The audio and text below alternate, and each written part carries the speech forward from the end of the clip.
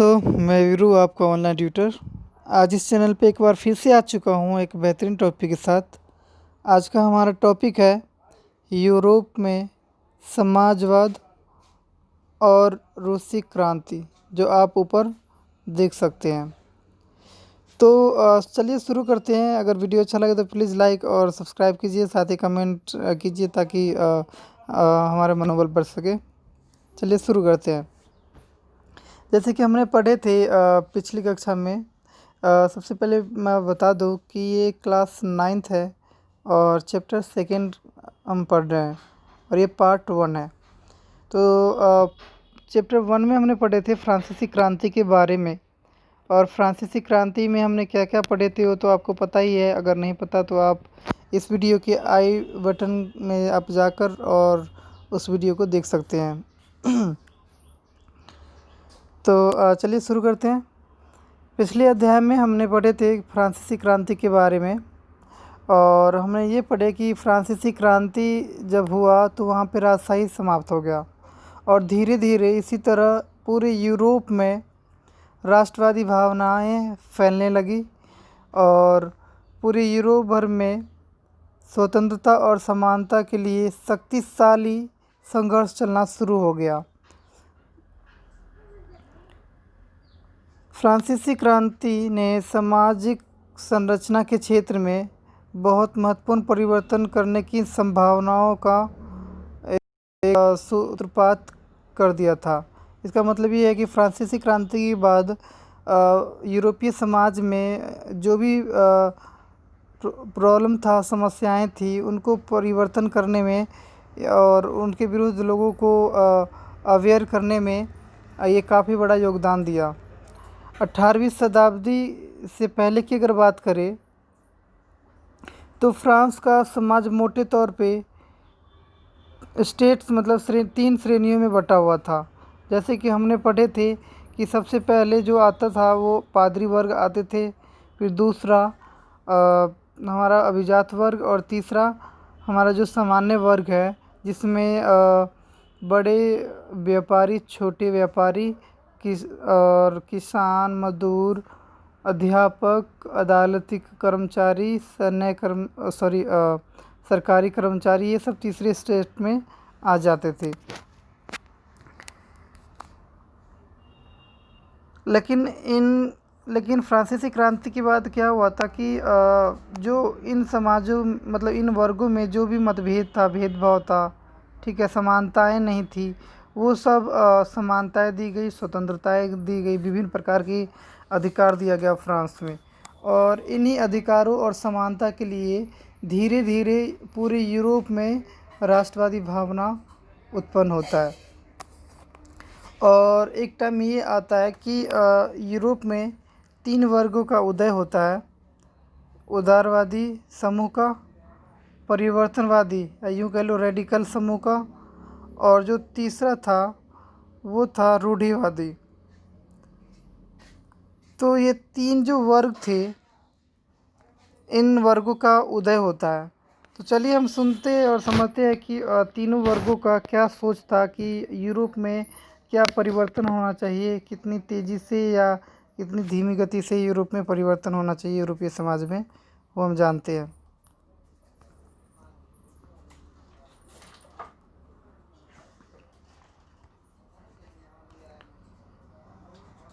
उदारवादी की अगर बात करें तो उदारवादी का सोच क्या था? तो उदारवादी ऐसा राष्ट्र चाहते थे जहां सभी धर्मों को समान दर्जा दिया जाए।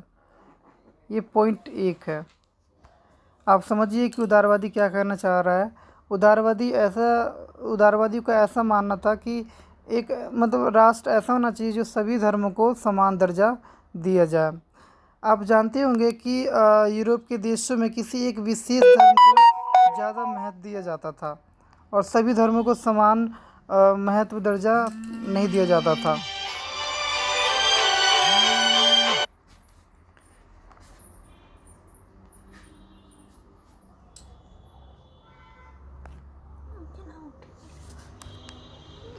तो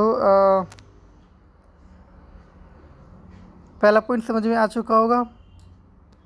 दूसरा पॉइंट जो है उदारवादियों का मानना था कि वंश आधारित शासन नहीं होना चाहिए, मतलब शासन ऐसा होना चाहिए जो योग्य व्यक्ति हैं वही शासन में आए, और वंश आधारित शासन का ये विरोध करते थे उदारवादी। तो पॉइंट सेकंड समझ में आ चुका होगा।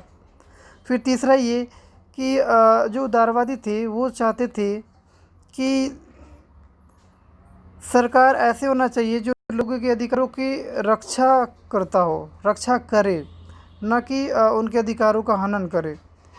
मतलब आप समझ सकते हैं कि उदारवादी पहला तो ये चाह रहे हैं कि सभी धर्मों को समान दर्जा मिले। दूसरा बात ये कि वंश आधारित सत्ता को ये विरोध करते थे। फिर नेक्स्ट ये है कि ये ऐसे सरकार के पक्षधर थे जो लोगों के अधिकारों का रक्षा करे, हनन ना करे, उनके पास अधिकार ना हो लोगों के अधिकारों का हनन करने का। तो ये थर्ड पॉइंट भी आप समझ गए होंगे।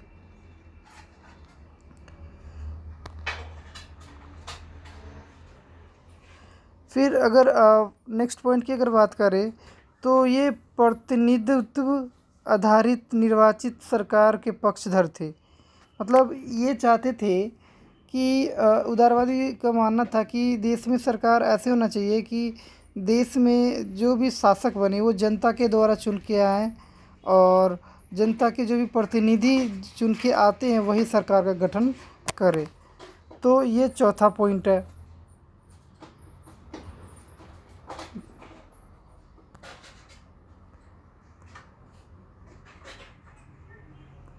जो आप ये निर्वाचित सरकार की जो देख रहे हैं, चौथा पॉइंट है। और ऐसे सरकारों को इतना ताकत होना चाहिए, शक्ति होना चाहिए कि किसी शासकों और अफसरों के प्रभाव में ना आए, उनसे ना डरे। और राष्ट्र के अंदर, देश के अंदर एक ऐसी न्यायपालिका होना चाहिए, स्वतंत्र न्यायपालिका होना चाहिए जो स्वतंत्र रूप से देश के लोगों के हित के लिए कानून बनाए और वो शासन को सुव्यवस्था ढंग से चलाए, लोगों को न्याय प्रदान करे।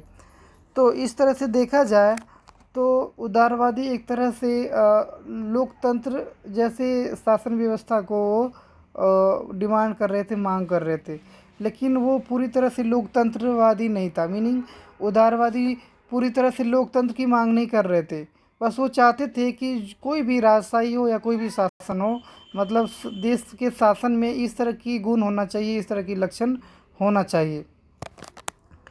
लेकिन वो पूरी तरह से लोकतंत्र की मांग नहीं कर रहे थे। उदारवादियों का मानना था अगर राजशाही भी अगर लोगों के हित में है तो वो भी बहुत अच्छा है। और एक और सबसे बड़ी बात ये कह रहे हैं कि लोगों को अधिकार मिलना चाहिए ताकि मतलब अपने मनपसंद प्रतिनिधि का चुन सके और वो सरकार बनाए। इस तरह से निर्वाचित सरकार का गठन होगा। तो इस तरह से वोट डालने का अधिकार भी मतदाता को दिया जाना चाहिए।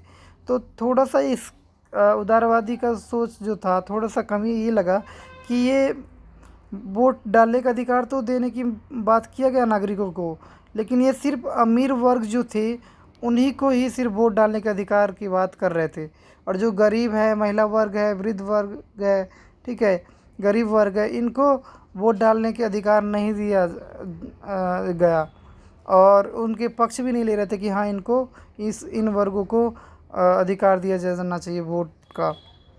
तो ये थोड़ा सा कमी लगा उदारवादी की विचारधारा में। वहीं पे अगर मैं रेडिकल की अगर बात करूं,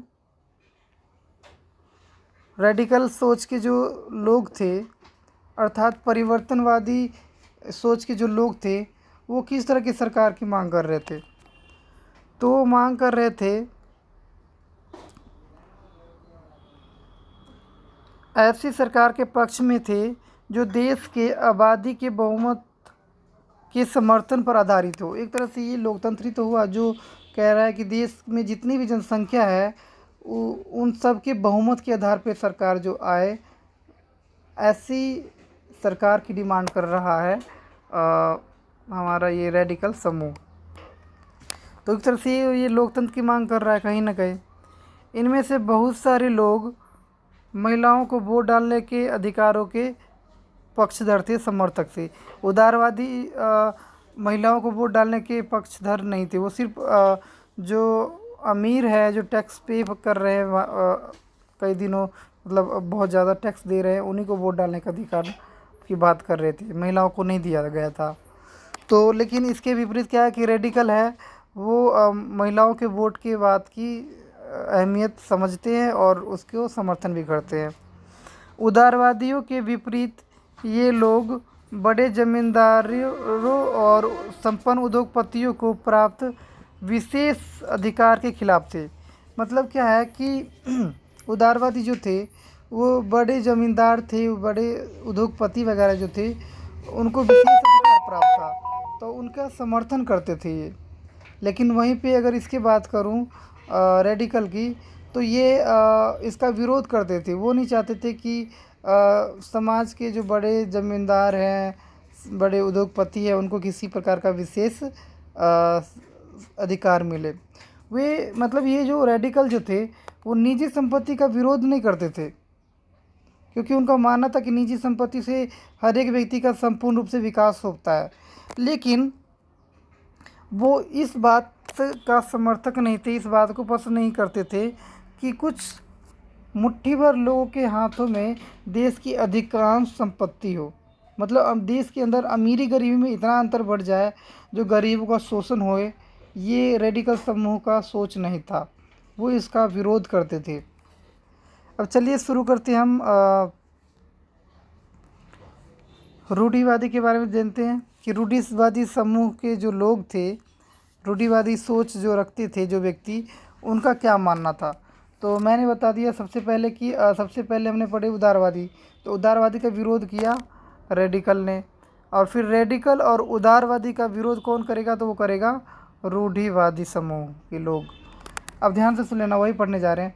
रूढ़िवादी तबका रेडिकल और उदारवादी दोनों के ही खिलाफ थे, क्योंकि ये दोनों ही जो विचारधारा के जो लोग थे वो समाज में कुछ महत्वपूर्ण परिवर्तन करना चाह रहे थे। जैसे वो महिलाओं को वोट डालने के अधिकार की बात कर रहे थे, जनता द्वारा निर्वाचित सरकार की बात कर रहे थे, अलग न्यायपालिका की बात कर रहे थे, संविधान की बात कर रहे थे। तो ये समाज में परिवर्तन चाह रहे हैं ये दो वर्ग। लेकिन रूढ़िवादी जो सोच के थे ये समाज में कभी भी परिवर्तन की नहीं सोचे हैं, ये बस सोचे कि जैसी प्रथाएं चलती आ रही है इतने सालों से वैसे ही चलनी चाहिए आगे भी।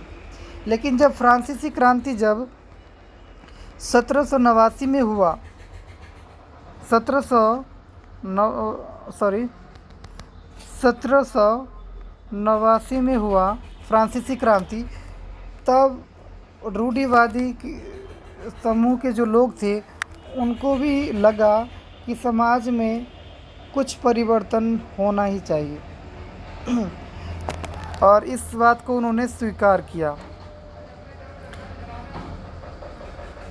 लेकिन उन्होंने एक और बात रखा अपने बात के सामने कि पर समाज में परिवर्तन तो अवश्य होना ही चाहिए, परंतु वह चाहते थे कि अतीत का भी सम्मान किया जाए, अर्थात अतीत को पूरी तरह से ठुकराया ना जाए और बदलाव की प्रक्रिया ना बहुत धीमी हो।